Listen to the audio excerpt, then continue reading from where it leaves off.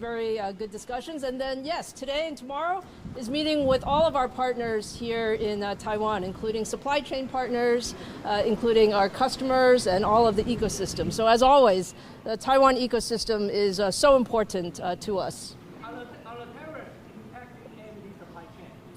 Well, I think overall, we all see that it's a very dynamic situation right now in the overall supply chain. I think we're very lucky that we have a broad and a very deep set of partnerships. So we believe we can work very closely with our partners to manage any of the supply chain issues. Are you also planning to make more AI servers in the United States? We certainly are. When you think about the importance of the supply chain, we need to have supply chain in all places. So certainly Taiwan is very important to us from a supply chain. And also in the United States, we just completed our acquisition of ZT Systems, which is a leading supply chain AI server capability in the United States. So yes, we are also expanding our US capability, both from a silicon standpoint as well as a server standpoint.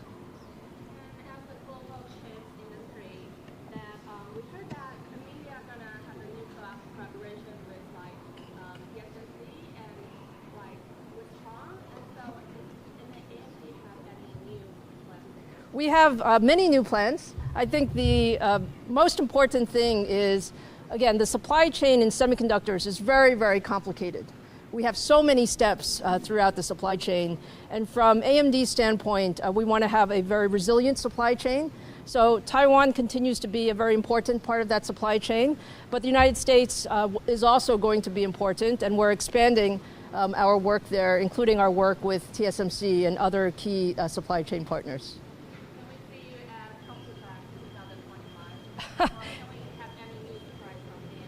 There's many new surprises always. So we're getting ready to launch our new next generation AI chips, MI350 series. So you'll hear more about that from us in June timeframe. And always we think that the Taiwan ecosystem is so important for AMD. Today I'm very happy to be at Taiwan University. I think President Chen invited me several times, so I'm happy this time I can actually make it. Thank you very much. So thank you very much.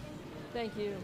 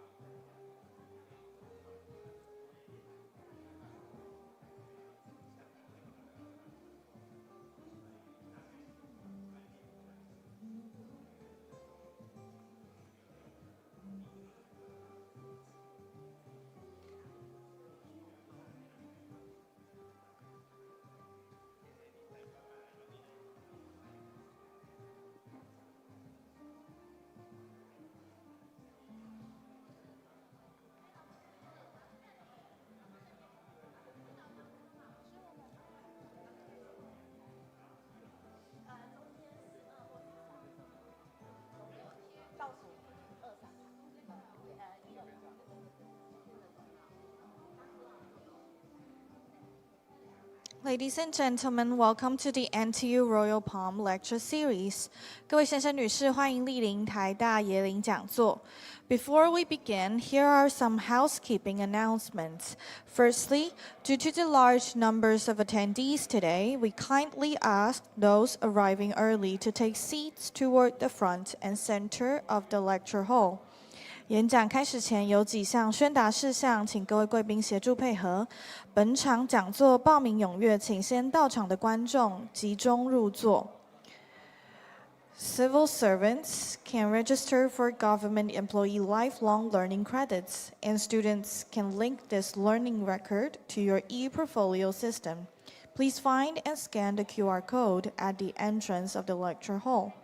如需公务人员终身学习时数登记及学生学习历程登记，请扫描出入口的 QR code.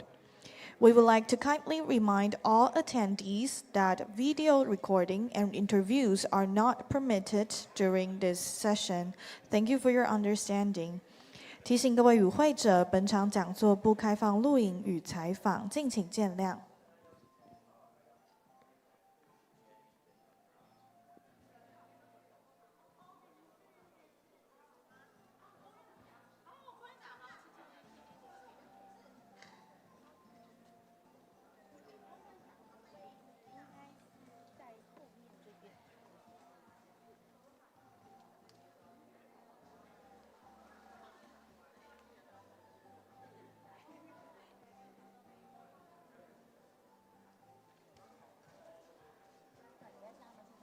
但是我不知道为什么后来没去，因为镜自己也怪怪的吧？可能就是对啊，而且他们现在应该还在人力冻结，模糊不定啊，不管他们。那以后就剩下你一个人。哦，他要转交通。哦，没关系，我也有，但我也很少。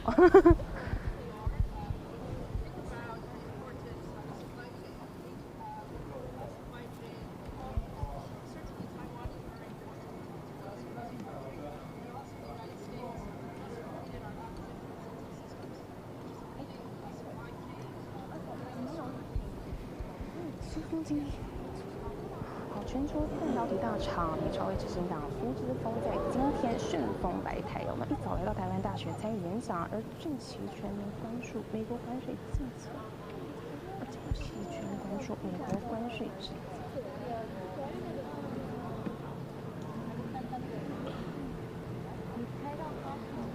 期全面关注美国关税政策将会如何影响台湾。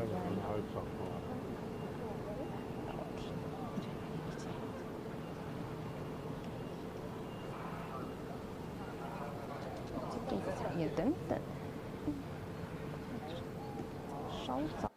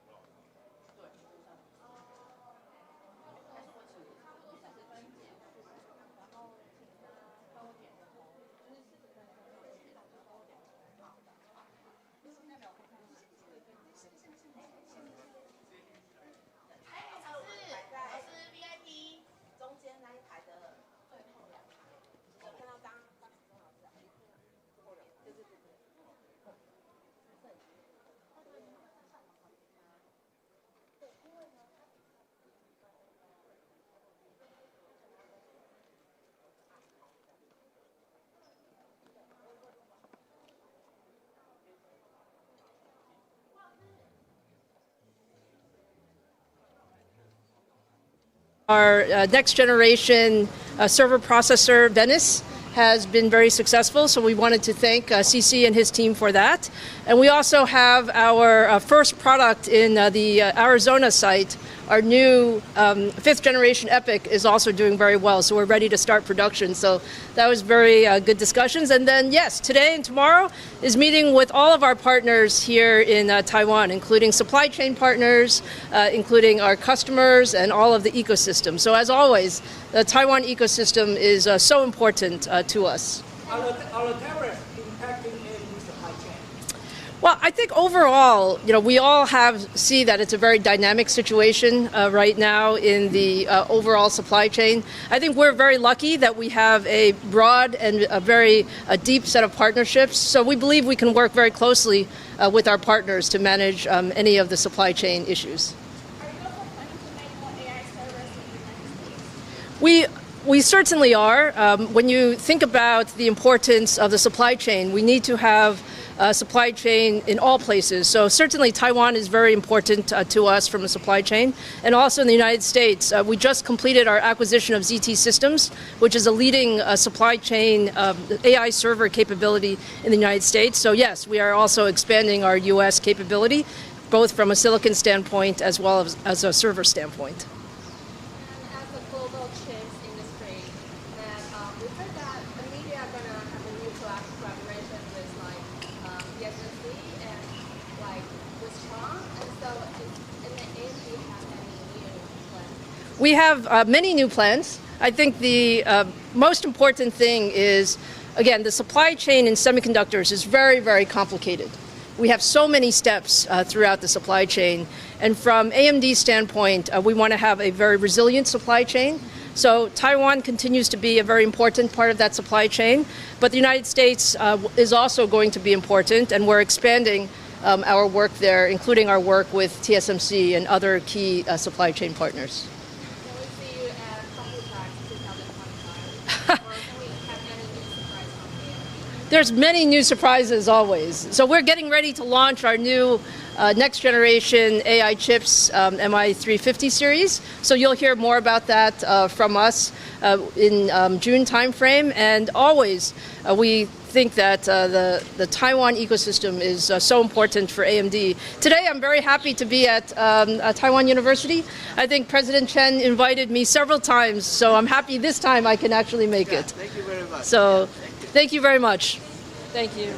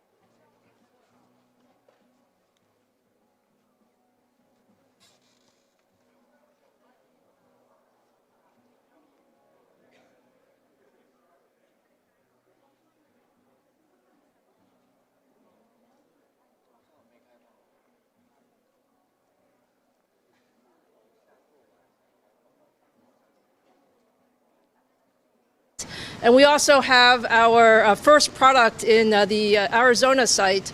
Our new fifth generation Epic is also doing very well, so we're ready to start production. So that was very good discussions. And then, yes, today and tomorrow is meeting with all of our partners here in Taiwan, including supply chain partners, including our customers and all of the ecosystem. So as always, the Taiwan ecosystem is so important to us. Are the tariffs impacting any supply chain? Well, I think overall, we all see that it's a very dynamic situation right now in the overall supply chain. I think we're very lucky that we have a broad and a very deep set of partnerships. So we believe we can work very closely with our partners to manage any of the supply chain issues. Are you also planning to make more AI servers in the United States? We certainly are. When you think about the importance of the supply chain, we need to have a supply chain in all places. So certainly Taiwan is very important to us from a supply chain. And also in the United States, we just completed our acquisition of ZT Systems, which is a leading supply chain AI server capability in the United States. So yes, we are also expanding our US capability, both from a silicon standpoint as well as a server standpoint. We've heard that the media are gonna have a new collaboration with TSMC and with CHANG, and so in the end, do you have any new plans? We have many new plans. I think the most important thing is, again, the supply chain in semiconductors is very, very complicated. We have so many steps throughout the supply chain, and from AMD's standpoint, we want to have a very resilient supply chain. So Taiwan continues to be a very important part of that supply chain, but the United States is also going to be important, and we're expanding our work there, including our work with TSMC and other key supply chain partners.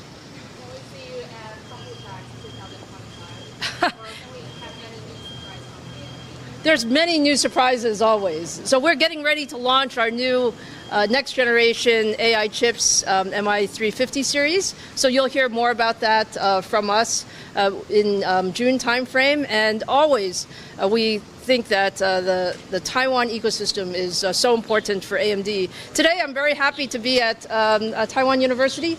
I think President Chen invited me several times, so I'm happy this time I can actually make it. Thank you very much. So thank you very much. Thank you.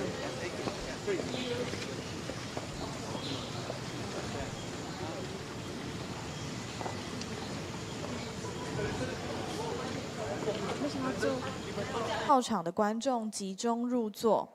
Civil servants can register for government employee lifelong learning credits, and students can link this learning record to your e-portfolio system. Please find and scan the QR code at the entrance of the lecture hall. 如需公务人员终身学习时数登记及学生学习历程登记，请扫描出入口的 QR code.We would like to kindly remind all attendees that video recording and interviews are not permitted during this session. Thank you for your understanding. 提醒各位与会者，本场讲座不开放录影与采访，敬请见谅。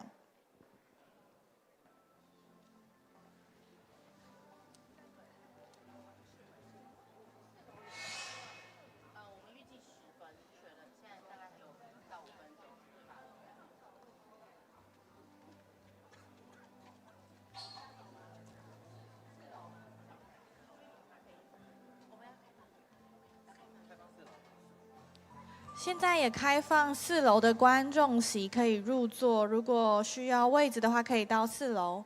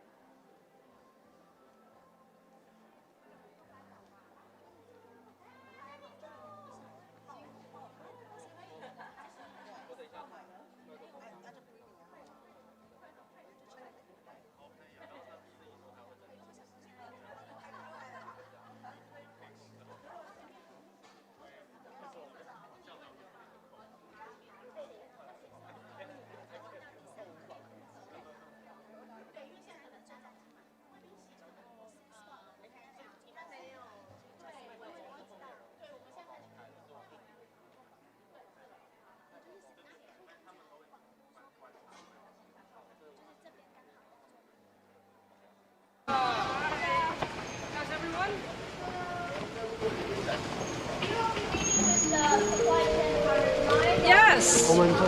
It's great to be in Taiwan. Oh, please. Okay. Hi. Nice to meet you. How's everyone this morning? It's great to be here in Taiwan. Thank you for the very warm welcome. And I would say the weather is very nice these few days. Yes? And you'll be meeting with the supply chain partner tonight, right? So we heard that, so what would be the tip? Yeah, so yesterday I was in Hsinchu and meeting with all of our partners, including TSMC. And we have, as you know, a great partnership with TSMC. So we had some major milestones, including our first 2-nanometer chip, our next generation server processor, Venice, has been very successful. So we wanted to thank CC and his team for that. And we also have our first product in the Arizona site. Our new 5th generation EPYC is also doing very well, so we're ready to start production. So that was very good discussions. And then, yes, today and tomorrow is meeting with all of our partners here in Taiwan, including supply chain partners, including our customers and all of the ecosystem. So as always, the Taiwan ecosystem is so important to us. Are the tariffs impacting any supply chain? Well, I think overall, we all see that it's a very dynamic situation right now in the overall supply chain. I think we're very lucky that we have a broad and a very deep set of partnerships. So we believe we can work very closely with our partners to manage any of the supply chain issues. We certainly are. When you think about the importance of the supply chain, we need to have supply chain in all places. So certainly Taiwan is very important to us from a supply chain. And also in the United States, we just completed our acquisition of ZT Systems, which is a leading supply chain AI server capability in the United States. So yes, we are also expanding our US capability, both from a silicon standpoint as well as a server standpoint. As a global chips industry, that we heard that the media are gonna have a new collaboration with TSMC and with CHANG. Ladies and gentlemen, welcome to the NTU Royal Palm Lecture Series. We have many Before new we plans. begin, here I are think some the housekeeping most important thing announcements. is, again, the supply chain in semiconductors is very, very complicated. We have so many steps throughout the supply chain. And from AMD's standpoint, we want to have a very resilient supply chain. So Taiwan continues to be a very important part of that supply chain. But the United States is also going to be important, and we're expanding our work there, including our work with TSMC and other key supply chain partners. Can we see you at Computex 2025? Or can we have any new surprise from AMD? There's many new surprises always. So we're getting ready to launch our new next generation AI chips, MI350 series. So you'll hear more about that from us in June timeframe. And always we think that the Taiwan ecosystem is so important for AMD. Today I'm very happy to be at Taiwan University. I think President Chen invited me several times, so I'm happy this time I can actually make it. So.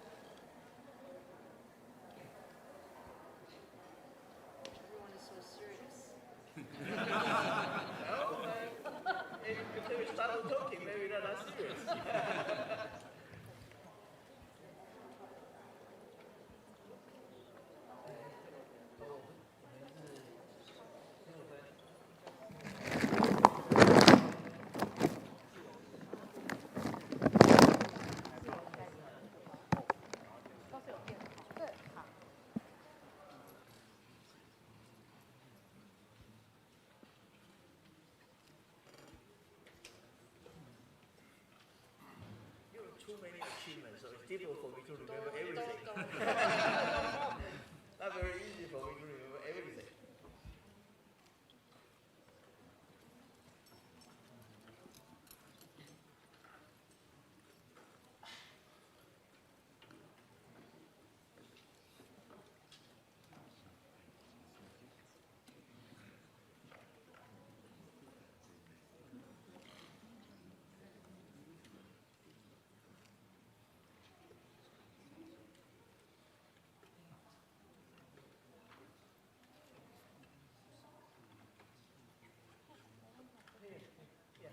Now please join me in welcoming the host today, Professor Chen Wenzhang, the President of National Taiwan University, as they take the stage to give us an introduction about our speaker today.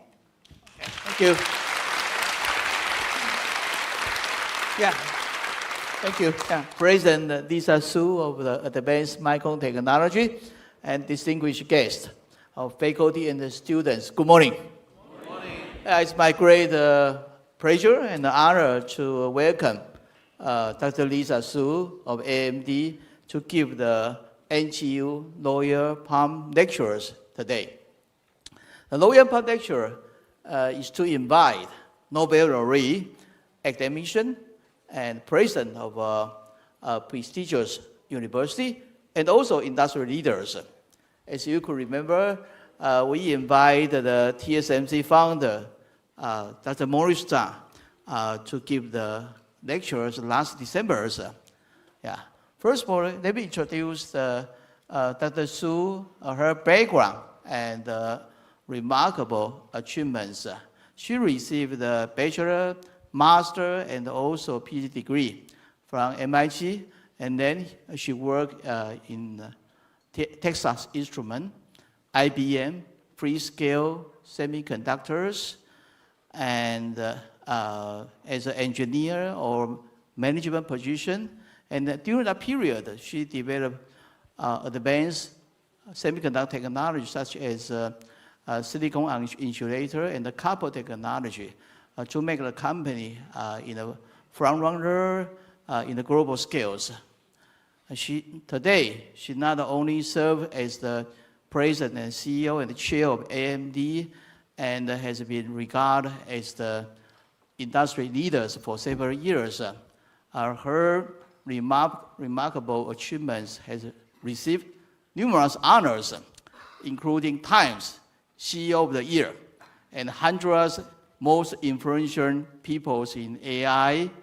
And besides that, she received the Bao Award for the business leaders, and also distinguished leadership as a chair for the Committee of the Economic Development. Besides that, she is the first female to receive the IEEE Robert Noyce Medal and elected to National Academic Engineer. She also served as the advisor of science and technology for President of the United States. Well, frankly, I have to say, we have already 12 Lawyer Palm lecturers, and she is also the first female to deliver lectures. So we have, so many. When I check with her background and CV, I found out too many first one or most influential. But luckily, NTU, we have her as the first female lawyer lecture speaker. It's our great honor. As the industry leader, she has been known as the leader in advanced semiconductor manufacturing technology and also developing more efficient chips. Now, she is leading AMD in the AI revolutions. And I think that her career illustrates the interdisciplinary thinking and innovations. So we have the privilege of to hear her to speak on the AMD's transformation to AI leaders. Our lucky and fortunate to have her to be here. So I promise, and also I believe, today's lectures she will give us how to fuse the electrical engineering, computer science, and AI, and the transform to make the world better. And I believe in the next 1 hour we will enjoy her lectures very much. Finally, I would like to thank the AMD staff, in particular, Brandon, and also Professor Rebei Wu, to organize these lectures.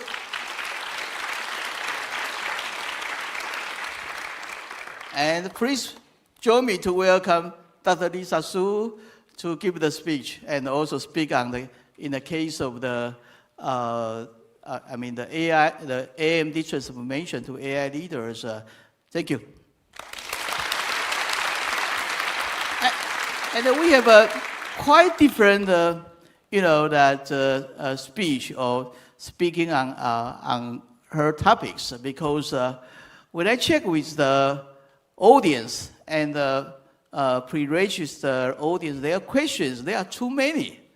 Well, actually, when we make an announcement on her visiting or speech in NTU, and we limited to 500 audience in these lecture rooms, and it was all registered in about 1 minute. Therefore, too many questions, so I cannot ask her to answer all the questions. As you just walk into a lecture hall, you can see that there is another room in the third floor. They are also, use the video to listen to what she will talk about today. So therefore, we will use different kind of, the fireside chat for her speech. Although she will accept some questions from the students, during the the break, after about the 10 questions when I chat with her, okay? And finally, she will accept some other questions, and also that, I think she's very easygoing, as you can see when you walk into the room. So probably after the lecture, she could, speak with some students and take photos. So that's today's lectures. Okay, thank you. Wonderful. Thank you. How's everyone this morning? Yeah.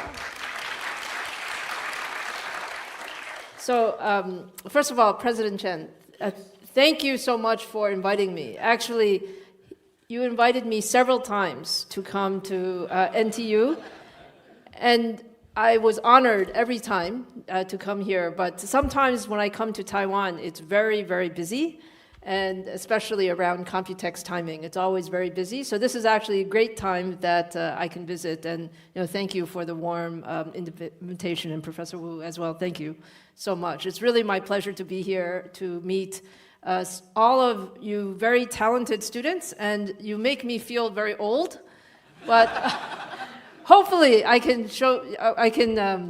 give you a few stories for your career. Okay, sure, please. Yeah, so anyway, I will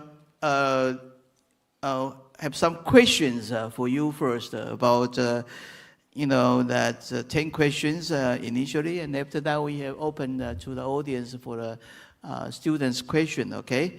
The first question is that AMD has evolved from a CPU-focused company into a powerhouse across CPUs, GPUs, and adaptive computing. What were the keys, base, or turning points that drove these transformations? Yeah, please. Yeah, so maybe let me ask for the students. How many students here are electrical engineering and computer science? Yeah, please raise your hands. Please raise your hand. Okay, and then how about medical field? Not too many. So maybe I should say my background was in electrical engineering and computer science. So that's where I went to school for MIT for bachelor's, master's, and PhD. And my specialty was semiconductor devices. So when I was a young student, that is what I studied. Now, for AMD, I've been in the semiconductor industry for over 30 years. And what you find is that the technology moves so fast. So for AMD, I've been with the company since 2012 and CEO since 2014. And probably the most important thing with any company is to decide what do you want to be when you grow up. And for AMD, my belief is that our specialty is in high-performance computing. And high-performance computing is really at the center of all of our lives today. I'd like to say that AMD's technology touches billions of people every day, whether you're talking about cloud data centers, or you're talking about anywhere in the edge of the network, or you're talking about PCs or automotive or industrial. You probably can touch some of AMD's technology. But from a technology company, the most important thing is you have to have a long-term strategy and roadmap. And so our focus was really on three things. First is high-performance computing. The second is to have all. And then the third piece is that the semiconductor industry is changing. And many of you have heard that Moore's Law is slowing down and changing. And we made a big bet on chiplet technology as a very key area going forward. So these are some of the things that were important for AMD. And today, I'm very happy to say that when you look at the top supercomputers in the world, we have 5 out of the top 10 supercomputers are based on AMD's technology. And from that standpoint, I really feel that high-performance computing is at the center of what's most important going forward. Okay, very good. Yeah. Oh, well, the second question is, where do you see the most exciting frontiers in chip design today? So I heard that many students still view that chip design is the most exciting thing. I would say that there's always a movement. Sometimes hardware is more exciting. Sometimes software is more exciting. I think from my standpoint, the most exciting part of design is actually holistic design. So you have to really design hardware and software and systems together, especially when we're talking about AI going forward. You cannot design each piece separately. You actually have to think about what is the overall system application, especially thinking about the algorithms and the applications. And then you can think about how do you want to design your chips. Okay, yeah. Next question, I will ask a different thing. Not the question here. So. Okay. Please ask very interesting questions. Well, as you know, that DeepSeek, okay? We know DeepSeek, they made an announcement in January, as I can remember. It looks like they have some impact on AI industry. What's your comments or opinion about DeepSeek? How they impact on AI? Yeah, the one thing I can say about AI industry is every week there is new technology and innovation that is coming out. And I think DeepSeek was one of those areas. When it came out in January, I think there was some surprise. Yeah. There was some surprise. And when you look at what they've done, it's actually pretty clever technology. Yes. In terms of really gathering all of the different innovations using the mixture of expert models and so on and so forth. But the main thing that we saw with DeepSeek is when you can find a way to make AI more accessible and actually cheaper, you actually will have more usage and application of AI. Okay. So the main thing that DeepSeek has done is it really has accelerated the application of AI. Okay. Of course, that's not a market statement. That's a technology statement. Okay. Yeah, I'm quite curious. After this DeepSeek, well, the United States still want to invest about $500 billion for AI infrastructure, those kind of investment. Will they still want to do that after DeepSeek? From everything that we see, the key point about AI is that there's no one-size-fits-all for the computing ecosystem. You have the very large frontier models where the few people who can invest at that level, hundreds of billions of dollars, are going to go as fast as possible because they want to build the best model. But you also find that that is just one application of AI. You also see there will be many different medium-sized models, smaller models, and you will see that people will use different algorithms to get there. So my expectation is that there will continue to be a very significant investment, including very large investments, as well as more affordable investments going forward. Okay, very good. Yeah. Next question is what differential AMD AI strategies from others in the space, and what role do you see for the open ecosystem and partnership in accelerating AI adoptions? Actually, I would like to ask how you were going to compete with NVIDIA or others. I think this question is not very exciting. I would like to hear how are you going to beat the NVIDIAs, in your opinion? So the most important thing I can say about AI is that the market is huge. We expect that the market over the next 3 or 4 years will be 500 billion area. And in that type of market, you need all different kinds of computing. There's no one company that has all of the solutions. Actually, my view is that you need every kind of computing. You need CPUs, you need GPUs, you need ASICs, you need FPGAs. And in that framework, I think our AI strategy is, number one, to have a very complete solution. So complete solution includes hardware, software, and systems. And the second piece is to have an open ecosystem. One of the most important things is to foster collaboration and to have an open ecosystem. And that way, people can learn from each other. That was also another important part about DeepSeek, is it was an open model, and as a result, many people innovated on top of that. So my answer to your question is the main thing to say is the market is huge, and our AI is throughout every aspect of our business, including the largest data centers to even at the PC level. We believe that there will be a lot of AI. So there's a lot of market for all of us. Okay, yeah. Well, the next question, actually you already answered the core principle or priority that guide your company through the AI transformation. So I would like to ask you another question is, what's your suggestion to Taiwan, to compete in the future AI technology?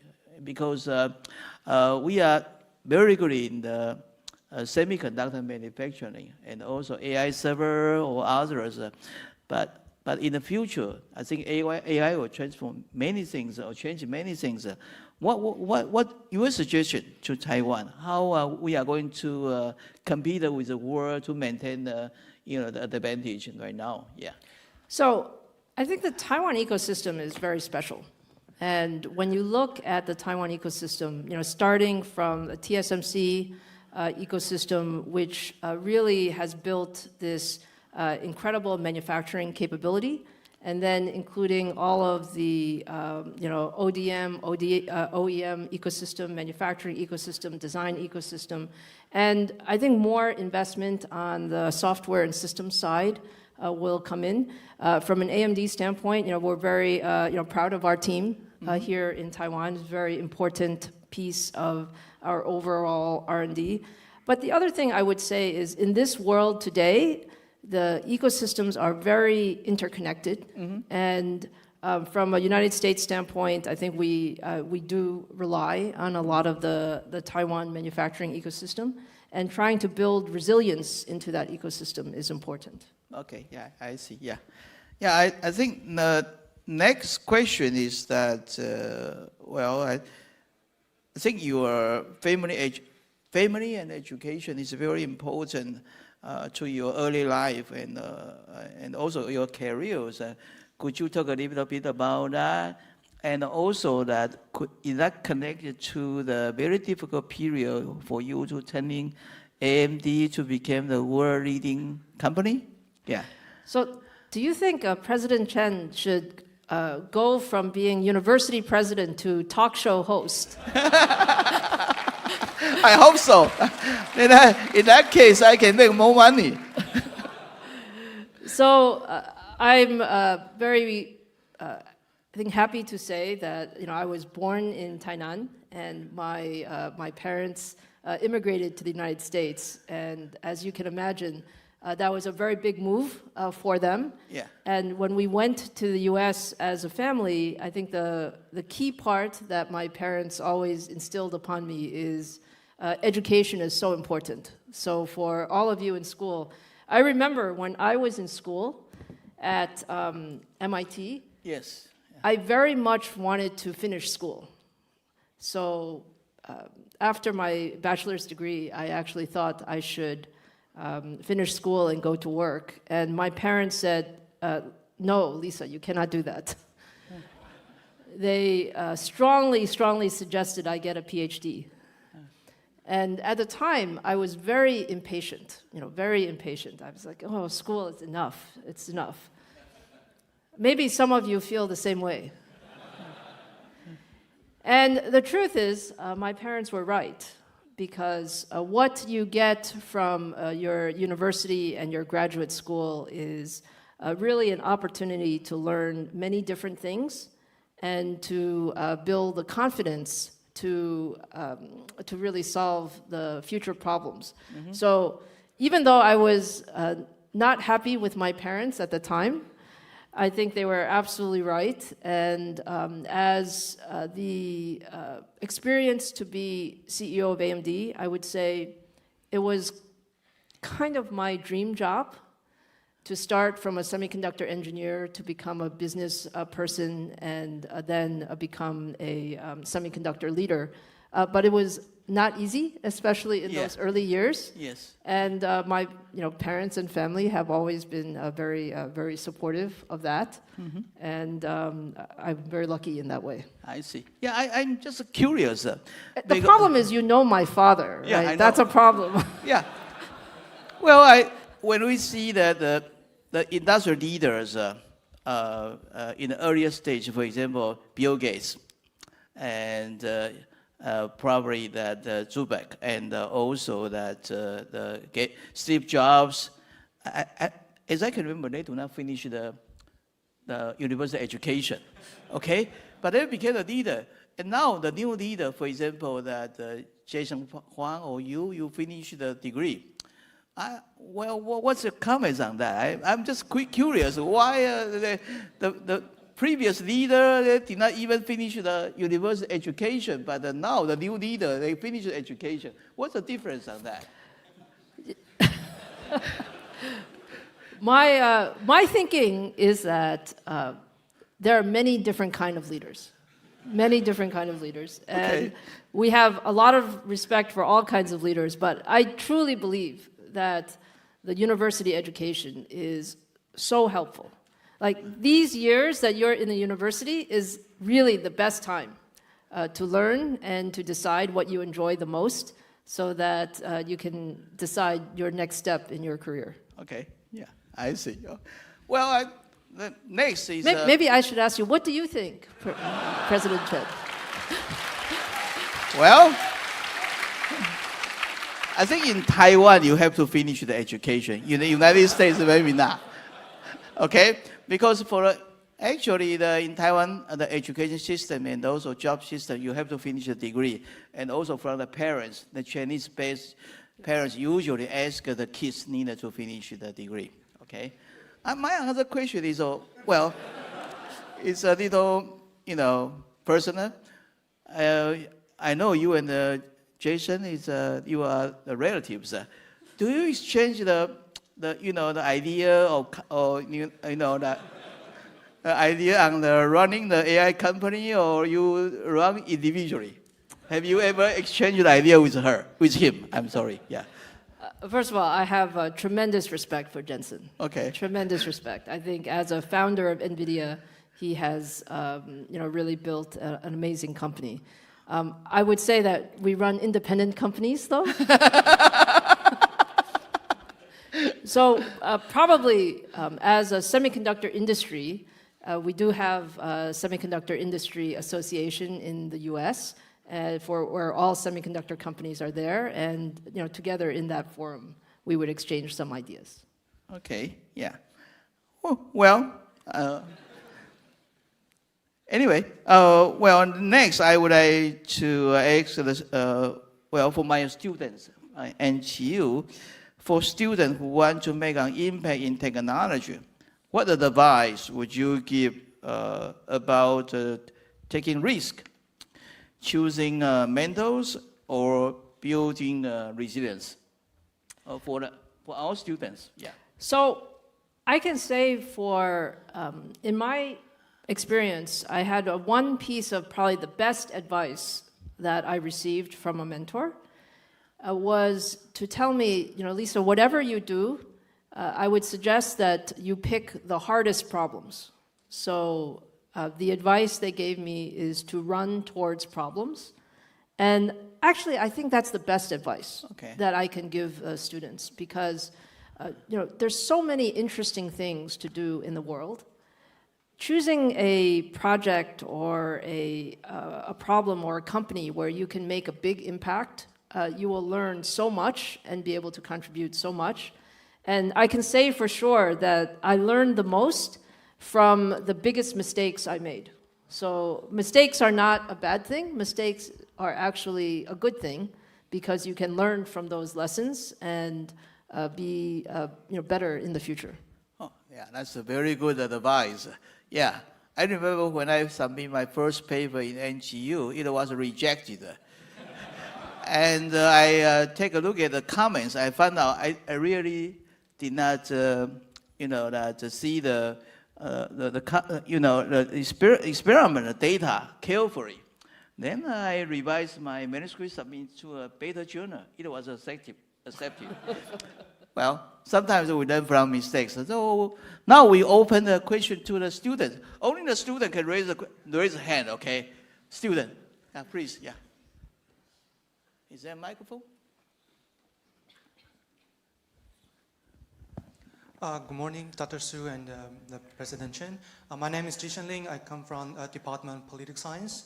So in September 2023, there was a book from Columbia University Law School, Digital Empires, described the three basic model of internet world: rights-based from EU and also market-based in United States, and state-based from China. So throughout 2023 to 2025, we're seeing a lot of development in AI. So my question are two questions. The first one is regarding EU model, rights-based, a lot of regulation. Do you think the regulation right now published will hinder the innovation in Europe? And the second question is that what is your evaluation of the United States political environment right now, especially the AI policy between Biden era and the second term of Trump era? Thank you. Okay, thank you very much. Yeah, please, yeah. Oh, political science is not the easiest question. Technology is actually a little easier. I think I would maybe not talk about the individual countries, but I would talk to you a little bit about my thinking on AI. Because AI is such a new technology, if you think about the last few years, we're all learning together, and countries are learning, companies are learning, individuals are learning. The initial thought process is AI could be quite dangerous if it's not fully, if they're not good guardrails.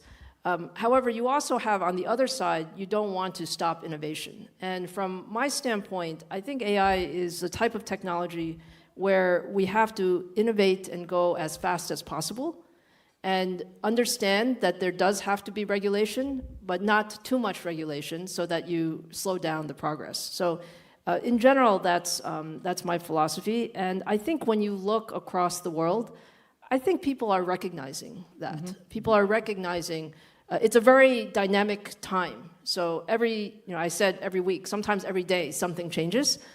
But generally speaking, I think countries that embrace technology are going to really benefit from it, and many countries around the world are all building their AI policies. Okay, yeah, thank you.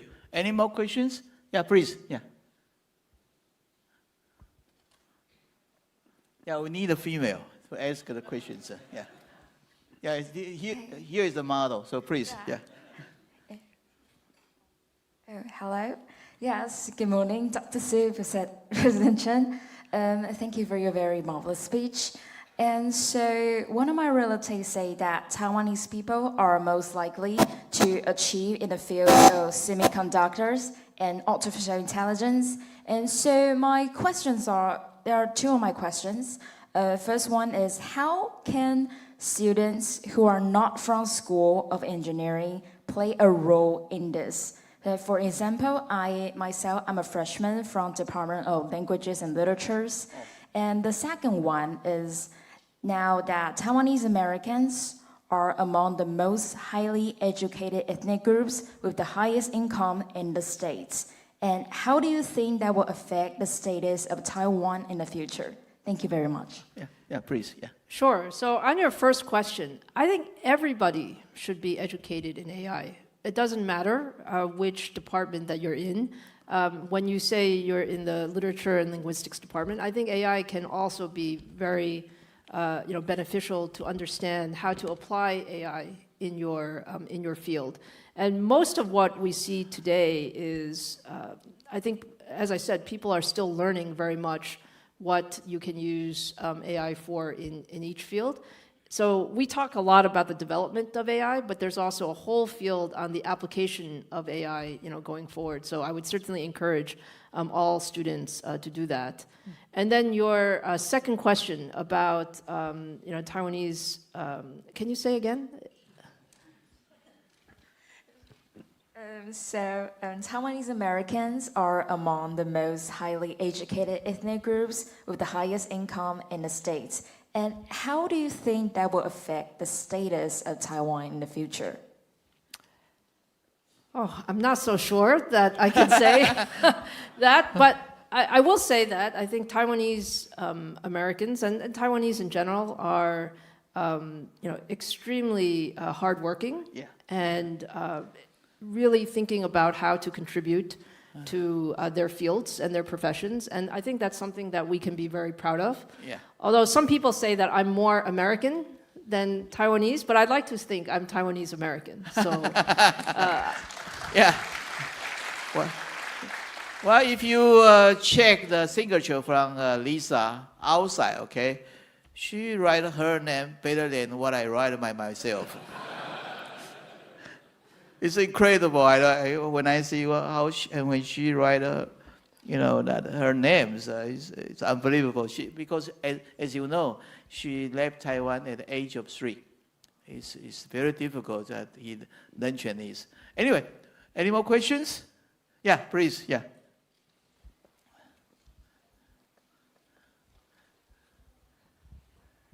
Good morning, Dr. Lisa and President Chen. And as I know, AMD has experienced through many highs and lows.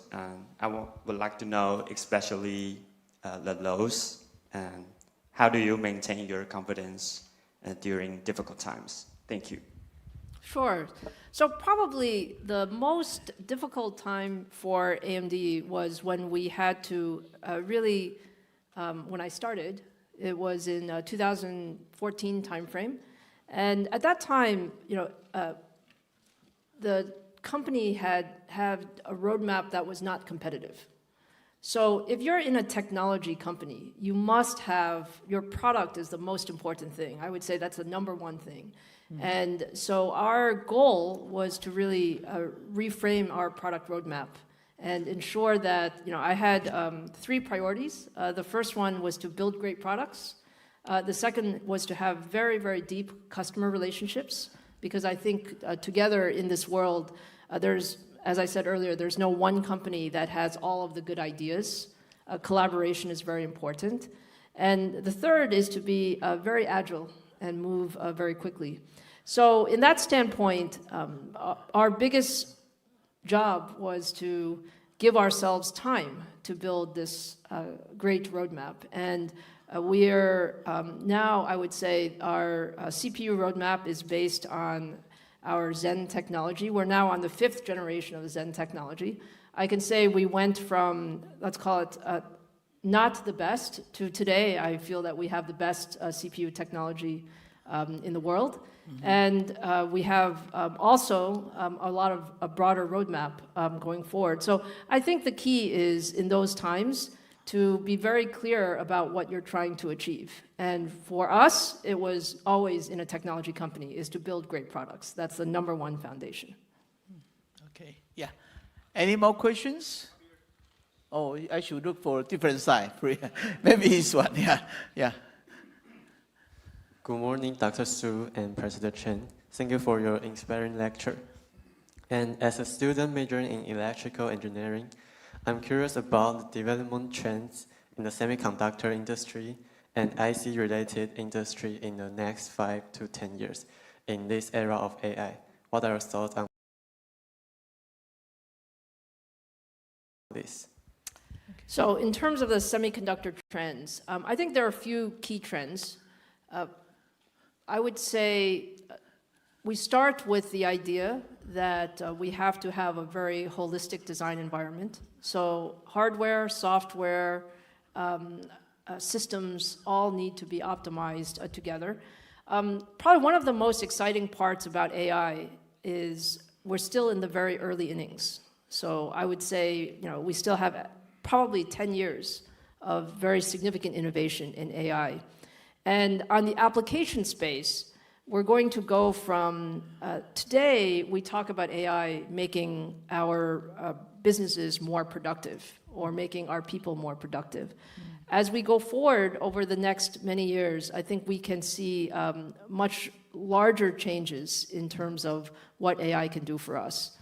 Probably one of my most exciting areas or most interesting areas is in healthcare and life sciences. So I know that there's a medical school here, and the application of AI together with medicine, I think can help us solve things like cure diseases and find new drug therapeutics, also help diagnose the future health problems much sooner. So that's just one example of what AI, I think, can do going forward. Okay, thank you. Well, there are too many questions. Yeah, maybe from the female, please. Yeah, and then you. Okay. Yeah. No. Another one. We give our female students one more chance. Yeah. Thank you, Dr. Su and President Chen and all the guests here today. I'm Yvonne. So you just mentioned different leadership and different style. So I'm curious, for us, most of us here are Taiwanese, and for our background, educations, and possibly culture, is there anything you would like to remind us if we want to become a future leader in the international stage? Thank you. Well, such a deep question. I would say the following. I would say that I would encourage you to be very ambitious in what you would like to achieve. So the most important thing for either young students or early in your career is you can do anything. Okay. So have a very big dreams, and if you tell somebody or tell people, tell your colleagues or your managers or your future mentors, people will help you to achieve those opportunities. So that's one of the things I would say, because sometimes I would say for Taiwanese or Asian people, we are sometimes a little shy. Yeah. Maybe. Yeah. Not President Chen. Oh, no. I have a question for you based on her questions. Okay. Well, actually, more recent, when he ran the TSMC, in the beginning, he told his employee, one day, we will exceed Intel in the future. At that time, nobody believed him. It's around, maybe around 1990 something to 2000. He strongly believed one day he will become the most important company in semiconductor in the world. Okay, and when you talk about you want the student or employee to challenge the most difficult questions, I'm quite curious about that, because for me, I always want our student to challenge the most difficult questions, then he can, extend his potentials. When you run the AMD and you ask your employee to challenge the most difficult question or reach the goal, for example, you want to be the #1 in the world, how you make this kind of motivation for your employee to do that? That's why I'm curious, because it's simple for me to drive our student or faculty to become for example, the #1 in the world or top university in the world. It's very difficult for me, so I'm quite curious about that. Well, I would say that when you have the right people are very important, because not everyone has the same motivation. Some people are motivated, for their project. Some people are motivated to start a company. Some people may be motivated for other reasons. At AMD, we try to have the right people to build that team. And for our engineers, back to this question when we started, we wanted to build the best. That was our ambition. But we also thought we should be very realistic, that you cannot go overnight from not competitive to be the best. So you have to build a plan to do that. And I think that's what we were able to do. But engineers basically love to solve problems. Okay. We have to give them good problems to solve. Good objective and a good plan. That's right. Then how about incentive? I remember Jason Huang, when his company is small, he always say, one day our stock price will become hundreds, and he will do something. And after that, he became more than 1,000 before, he divided his stock. Do you have such kind of, incentive motivation to do that? When you talk about with your employee? I think we're all motivated by seeing success. And success comes in different ways. Success comes in recognition of the product. Success comes in great people wanting to join the company. And yes, success comes in revenue growth, which leads to market share growth, which leads to stock price growth. So, but I do not predict stock price. It's very difficult to predict stock price. Yeah, I like your answer, actually. We have many other things than money or stock price. Yeah, that's the other kind of motivation to then become proud of his own company. Yeah, I think that's very important. Yeah, any more questions? Maybe we should look this side. Yeah, please, yeah. Dr. Su, thanks for your speech. And I'm a PhD student in political science, and last time Dr. Morris Chang come here and gave a talk, and he mentioned that a PhD degree isn't that important. But however, you hold a PhD degree, so I want to look for your view that the impact of PhD on your career. Thank you. Yeah, well, first of all, we all love Dr. Morris Chang. So he is an icon for everybody in the semiconductor industry. So I cannot contradict him. But my personal opinion is a PhD is actually pretty useful. That's my personal opinion. Because you get to work on some problem. During your PhD thesis, you work on some problem that nobody else is really working on in the world. And that gives you a lot of opportunity to explore much broadly than sometimes in a company you become much more focused. So I actually think PhD is pretty useful, but it's different for every person. Mm-hmm. Yeah. Well, maybe we, please. Yeah, maybe this. That side? Please, I'm sorry. Yeah. Maybe we shift to different locations. That one, yeah. Hello. Morning, Dr. Su and President Chen.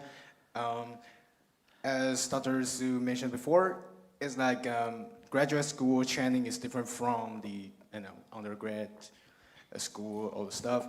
And then I was just curious about what top 3 things you think as an engineering student is the soft skill or hard skill that we should learn from the graduate school. And then the other thing is that I want to ask about what is the mindset about when you having setbacks in rock bottoms. What keeps you keep going? Like that not just in the companies, about life, about everything that happens to you. Thank you. So the top, you said soft skills. So I would say a few things. One is, you really have to think that the world changes very fast. So it's important to be actually quite agile in your thinking. Maybe today you think this is the right path, but you will learn something every day. And I have a big philosophy that says you need to continuously learn all the time. Like every day you're going to learn something new, and you can decide how you might change your path. That's something that I use very much, and I would suggest that that's an important, you call it soft skill. So, and then to your second question about how do you deal with setbacks, I would say, look, I said earlier, you actually learn the most when you have a setback, when you have a failure, when you have something. Like I can tell you so many examples of my setbacks, but my advice to you is you can be sad for just a short time.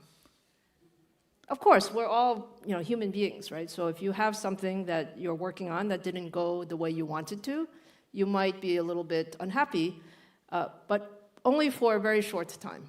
And then after that, you learn and you get really focused on your next thing. Okay. And I think that's the key piece. Okay, so probably we have final 2 questions. Okay, yeah, please. Oh, well, there's too many. Let me see. One, too many selections. Maybe one from here and one from here, please. Okay, yeah. Yeah, please. Yeah.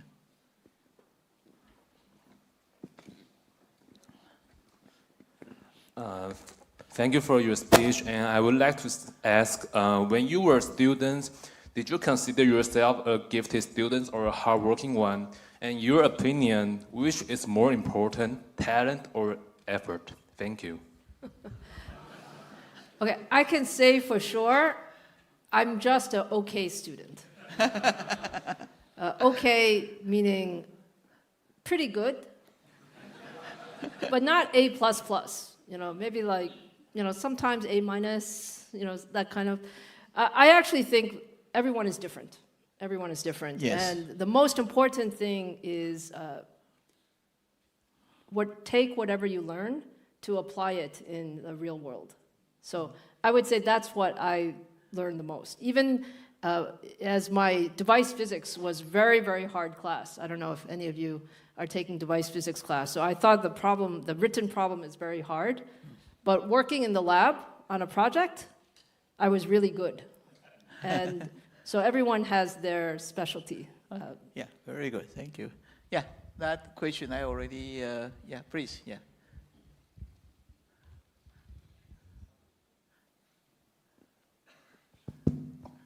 So thank you, Dr. Su and President Chen. So given that AMD only have around a third number of employees than that of Intel, and only roughly similar to NVIDIA, do you have 3 to 5 strategies, principles, or anything for you to kind of decide and manage uncertainty?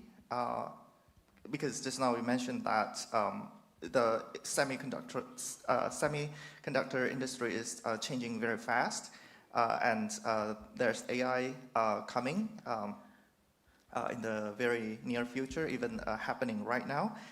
And so what are the strategies and principles to stay competitive yet innovative, and also stay agile while also maintaining the most profitability and sustainability? And my second question is that, for AMD, do you always compete head-to-head with other companies in the same industry?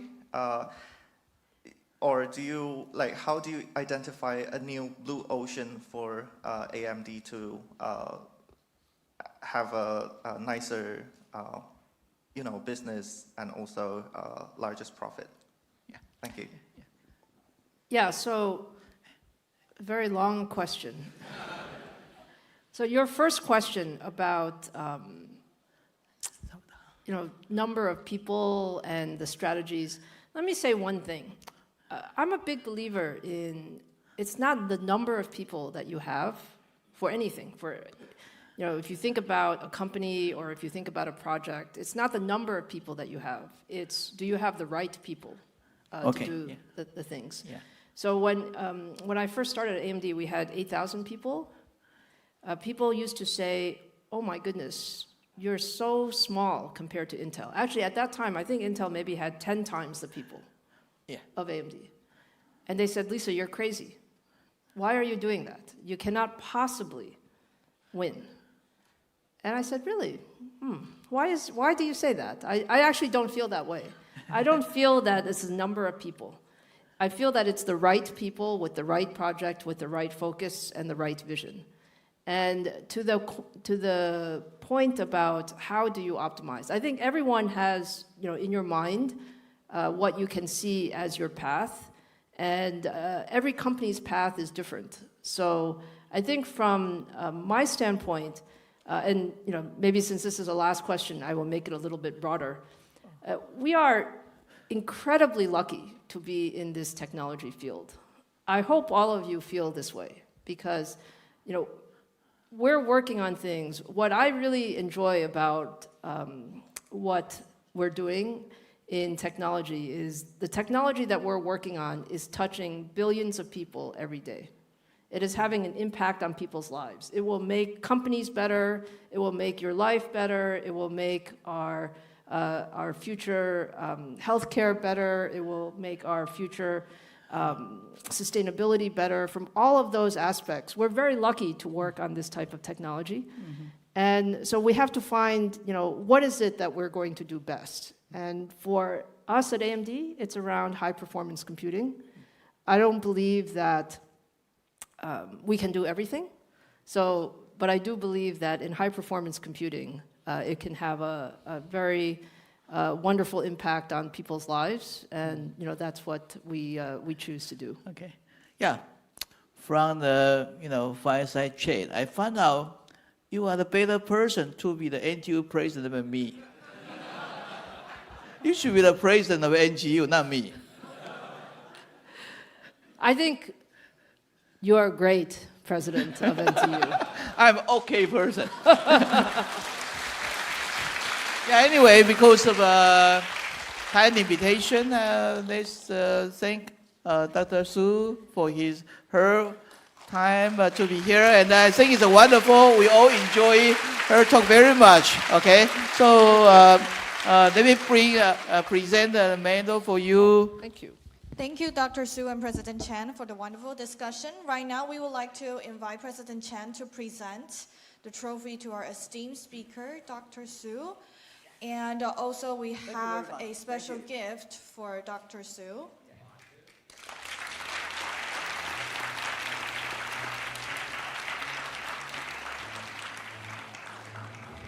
Thank you very much. Thank you. We have a special gift for Dr. Su. It's a NTU special edition baseball jackets. NTU.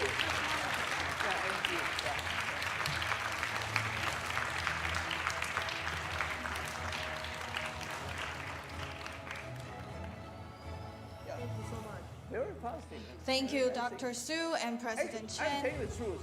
You are better to be the NTU president. I'm a little busy right now. Thank you, Dr. Su and President Chen. We will now proceed to the group photo session. Ladies and gentlemen, to ensure everyone is included in the photo, please move closer to the middle of the lecture hall. Thank you.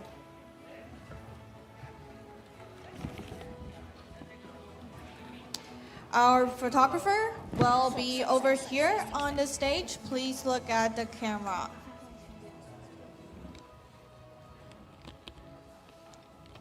Okay, And on the count to 3, 1, 2, 3. We will be taking another one. Please give us 5 seconds of your brilliant smile. 1, 2, 3.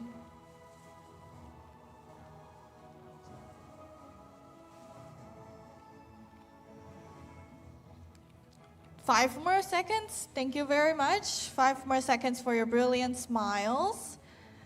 1, 2, 3. Are we good? Okay, thank you very much, ladies and gentlemen. I would like to invite you again to give a round of applause to our esteemed speaker, Dr. Lisa Su, for sharing her valuable insights with us. Right now, we would like to welcome the audience if you wish to take a picture with Dr. Su. Please wait patiently and line up at the middle side of the stage. We would like to make sure that other exits are available for leaving. 接下来我们会开放合照时间，但是请在舞台前方走道依序排队，以利其他人离场。要离场的贵宾，请从右侧和3楼2侧门离场。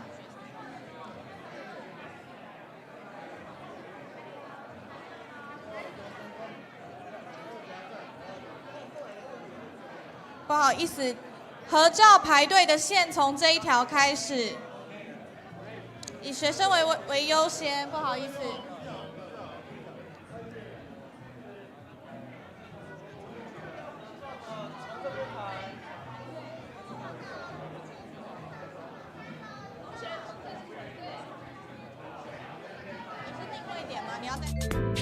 偷偷告诉大家，我最近发现了新法宝 Royal Face 逆时奇迹系列，它有活肤露、全效精华，还有精华霜。尤其我皮肤比较偏干，所以我非常的注重保湿。保湿做得好，肌肤自然烹饪。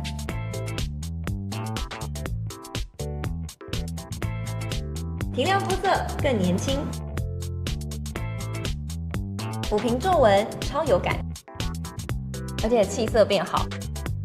用心保养，每天都更美一点。